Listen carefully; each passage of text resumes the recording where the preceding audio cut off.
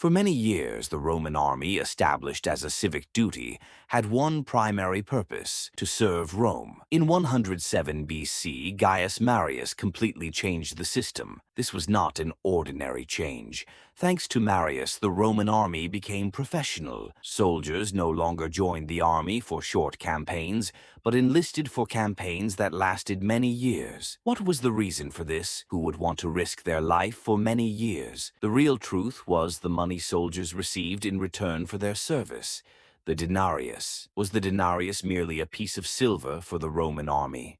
No. Thanks to the denarius, soldiers were able to support their families and meet their daily needs. Historians have stated that during this period, soldiers gradually became dependent on this piece of silver. But what was the reason for this? This bond between the Roman soldier and the denarius also affected his relationship with the state. During the late Republic, some generals attempted to win soldiers over by offering higher pay or shares of the spoils gained in war. Historical research has shown that in this period, soldiers tended to align themselves not with the state, but with the generals who paid them for their service. How did this great rupture occur? This rupture, which carried great significance during Rome's civil wars, was not an ordinary development. Ancient writers such as Sallust and Appian explained how the Roman army gained power and a voice in such political conflicts. Modern historians, on the other hand, have explained this process by pointing out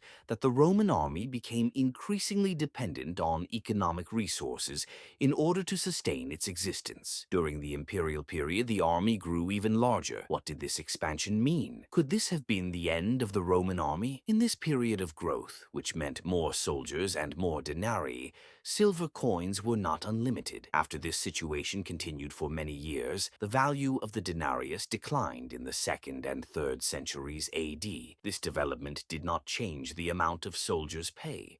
The amount they received in return for their service remained the same, but its value, the value of the denarius, was no longer the same. Historians have reported that during this period there were intense disputes and serious dissatisfaction among soldiers. While the denarius continued to be used and remained Rome's currency, the Roman soldier had become dependent on this piece of silver that had once sustained him and provided him with security. In conclusion, the denarius revealed the power of the Roman military. It supported this military power for a long time, but at the same time made it fragile. This process clearly showed why the Roman army changed over time and how it became dependent on the denarius. In the next video, we will examine through historical examples how the denarius forced emperors to make difficult decisions. The denarius history, where money tells the story a history never did.